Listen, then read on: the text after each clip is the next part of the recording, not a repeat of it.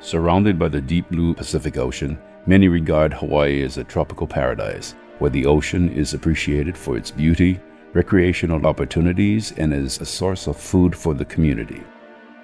Our daily wind-produced waves crashing against bluffs and lapping on beaches creates incredible aquatic displays that residents and visitors never tire of viewing or photographing. But when the sea rises and slams onto the shore with unimaginable power, one of nature's most powerful forces is unleashed, and the devastation leaves us awestruck.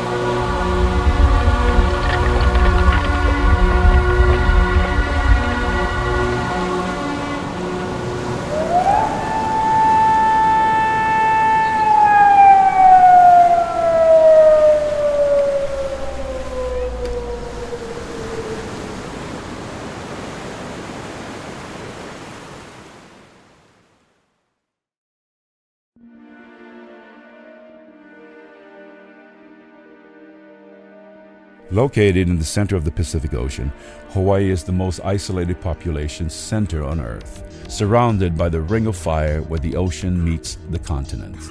Earthquakes occur because of the planet's moving plates. Hawaii sits on the Pacific Plate, which moves 3 to 4 inches per year towards the Aleutian Islands.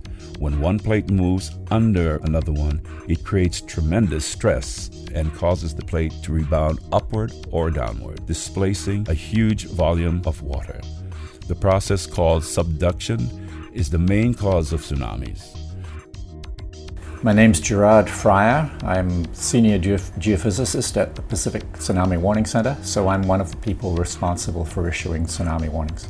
Basically what we're doing, we're spending our time looking for earthquakes, because earthquakes generate by far the greatest number of tsunamis. All the Hawaiian Islands are at risk for tsunamis all the time. And by far the greatest risk, the commonest, is going to be a tsunami coming at you from across the ocean. The Big Island also has its own earthquakes. And it had the two notable ones, 1975, the Kalapana earthquake, which we now know was a magnitude 7.7, and the Ka'u earthquake of 1868, which we now know is about a 7.9. Both of those generated tsunamis that were especially severe on the Puna and Ka'u coast. We could conceivably have an earthquake like that on the Kona side, and that would be bad news not just for the Big Island but also for the rest of the state, because the tsunami would sweep up the islands. That's not a very high probability. By far the likeliest location for a big tsunami generating earthquake in the Big Island is either the south flank of Kilauea or the southeast flank of Mauna Loa, so somewhere along the Puna Ka'u coast. In addition to being vulnerable due to the position of the Pacific Ocean, Hilo on the Big Island of Hawaii has suffered extensive loss of lives and destruction because of the characteristics of Hilo Bay. The bay is shallower in the middle than on the immediate adjacent sides, producing a refractive effect and focusing the energy on Hilo. Another factor that has contributed to this loss of life and property in the past is that Hilo used to be a seaport town, built right down to the water's edge. It was these oceanfront properties that took the brunt of the force. The Bayfront Business District was utterly devastated by the 1946 tsunami. The town's neat appearance was transformed into a surreal landscape with jumbles of buildings off their foundations, splintered wood everywhere, enormous boulders dropped where the waves left them, goods and implements strewn everywhere. Parts of buildings stood at odd angles, and the whole landscape became a distorted conglomerate. The compelling stories of tsunami survivors reveal the cultural development of Hawaii. Importantly, these stories provide a connection with the past and, together with scientific information, educate people about this powerful force of nature. This was early in the morning, about about 7 o'clock, I was getting ready to go to work. Then I hear this car running up and down the street, tooting his horn and yelling, tidal wave, tidal wave. I'm thinking, oh yeah, tidal wave, April Fool, that's April Fools. I put on my radio, then I heard about the tidal wave coming into Hilo. When I went downtown, my work was downtown, then I could see all that commotion downtown, tidal wave had hit and the buildings were gone, and I could see the trucks going by with dead bodies and taking them up to the hospital to be identified. There was a town, Shimachi town, right by the river, Bayfront. My lady friend lived upstairs of Shimachi. There was a row of stores and buildings, and she lived upstairs. And downstairs were some stores. And my lady friend lived there, but she had gone off to work, so she left her baby with her mother. Her mother, she lived in that house, right sea level. And that house was taken by the tidal wave, but she got out. She ran across the bridge, and the wave caught her with the baby in her arms. And they found her in Hawaiʻi River with the baby tightly held in her arms.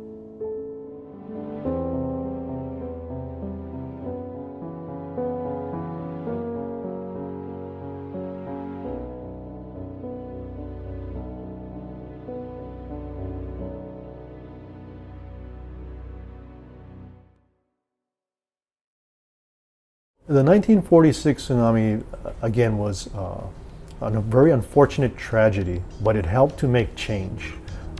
Back then, when that particular event occurred, one of the first points at which maybe detection could have occurred off the coast of Alaska and the Aleutians, it was almost immediately inundated, which then prevented them from warning other communities.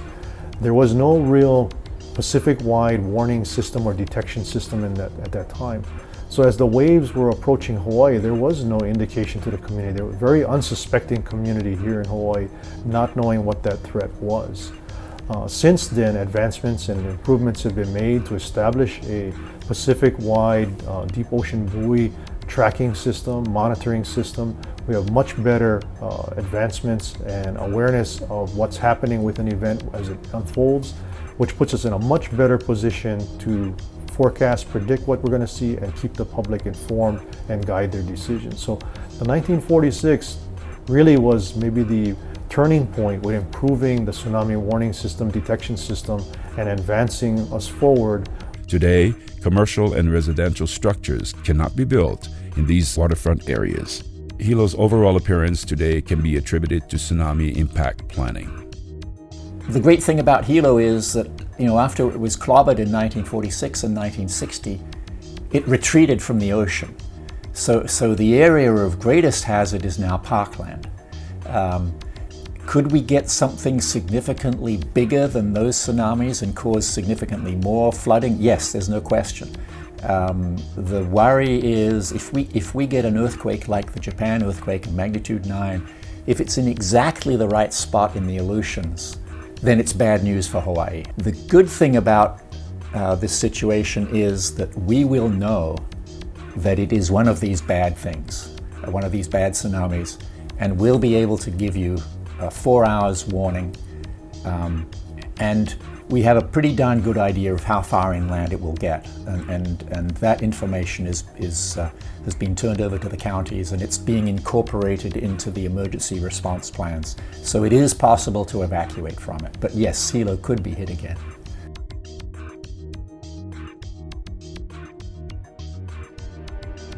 The goals of the Pacific Tsunami Museum are to prevent loss of lives in tsunami events by promoting public tsunami education and to preserve the social and cultural history of Hawaii. The museum also serves as a living memorial to those who lost their lives in past tsunamis. The museum opened its doors to the public in 1998.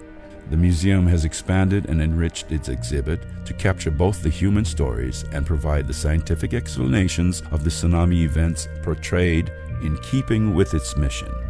And continue today with the docents and others who contribute to Pacific Tsunami Museum's visitor services and growth. I'm Mildred Uchima, and I live in Hilo. I have lived in Hilo all my life. Not only that, I have been a docent at the Pacific Tsunami Museum for over 20 years. And I really enjoy visiting many people who come from all over the world, not to mention the Kama'ainas who come, and the school children from all over the islands. The Pacific Tsunami Museum is a one-of-a-kind museum in the fact that it deals with disaster. Some people might say, oh, it's such a gruesome place, but our main purpose is so that there will be no death involved with tsunami. As long as you learn to run away, take care of yourself, and don't go to the ocean when you see it acting funny. Nature provides warning signs that everyone should be aware of. If you see a marked recession of the ocean, hear a roaring sound coming from the sea, or feel a strong earthquake while at the seashore, head to the higher ground immediately. If you hear the warning sirens sounding, turn on a media source to find out what has happened and how long you have to evacuate. Know whether you live or work in an evacuation zone by checking the front page of your phone book or visiting the museum's webpage and using the map tool to enter your address. It is not a matter of if, but when the next tsunami will strike our shores. Be aware, be prepared, be safe, and visit the museum to learn more.